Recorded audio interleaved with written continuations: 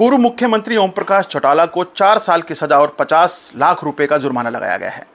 इस मामले पर हमारे साथ बातचीत करने के लिए गुरुग्राम से भाजपा के विधायक सुधीर चिंगला जी हैं। सर, स्वागत है हरियाणा तक के इस मंच पर आपका। क्या कहेंगे सर, जिस तरह का कोर्ट का डिसीजन आया, सीबीआई का कोर्ट का डिसीजन आया? सबसे पहले तो आपके व्यूवर जितने भी हैं उनका भी मैं आभार प्रकट करता हूं। देखिए, कानून ने अपना काम किया है, जो जैसा करेगा वैसा भरेगा। यही सिखाया हमारे को, हमारे बुजुर्गों ने, यही सीखते आए हैं हमें।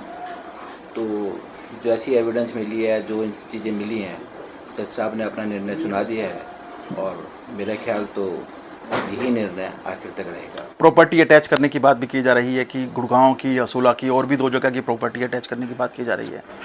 हाँ, जो आय से अधिक प्रॉपर्टी है वो अटैच जरूर होगी और उसकी जो प्रॉपर्टी अब सरकार की हो गई है और इसी तरीके से इसमें निर्णय आते हैं और 50 लाख रुपए जुर्माना भी किया है मेरे ख्याल।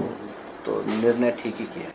मनोहर सरकार की जो दूसरा टेन्योर है वक्त है, ये भी तकरीबन 2.5 साल का हो चला है और 2.5 साल के बाद एक विधायक की जवाबदेही पे तय हो जाती है। तो गुरुग्राम को लेकर क्या आपकी जवाबदेही तय की जाए?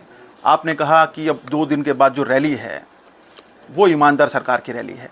क्या लगता है कि गुरुग्राम के अंदर जो विकास हुआ है वो ईमानदारी की बखान कर रहा है?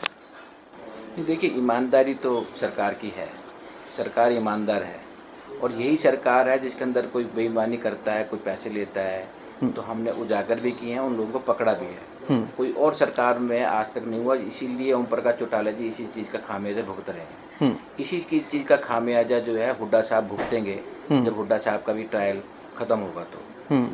लेकिन ईमानदार सरकार है ये और ईमानदारी से सारे प्रोजेक्ट चल रहे हैं। हमारा जो है अतुल कटारिया चौक देख लो, तो महावीर चौक देख लो, तो हमारा सेक्टर 10 का चौक देख लो, तो सोना रोड जो है एलिवेटेड रोड है वो बन रही है, माता शीतला का मंदिर बन रहा है वो।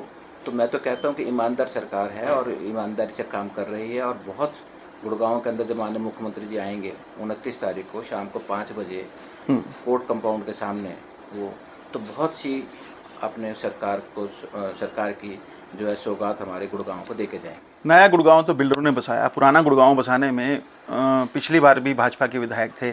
आपकी क्या भूमिका रही? आप भी इस बार विधायक हैं। देखिए, मैं तो बसाता बुसोता नहीं हूँ। पिछले विधायक ने क्या किया क्या नहीं किया वो तो अलग बात हो गई है।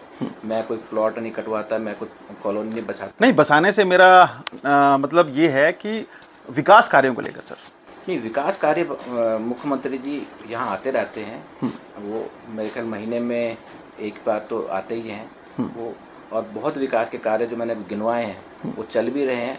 देखिए जी, हरियाणा प्रगति रैली जो है जब मनोहर लाल जी ने 2014 में मुख्यमंत्री बने थे जब भी करी थी, जब टाइम ठीक था तो उन्होंने 2 या 3 महीने के अंदर सारे 22 जिले कर लिए थे हरियाणा के। इस बार भी करने थे, लेकिन मार्च के अंदर क्या करें, लॉकडाउन लग गया 2020 के अंदर और 2 साल तक लॉकडाउन जैसा स्थिति चलती रही वो। तो हमारे को 6 महीने मिले हैं, 6 महीने में 7 या 8 जिले के करीब उन्होंने कर लिए हैं और उस दिन सिरसा में भी रैली है और दूसरी रैली गुड़गांव के अंदर ही है।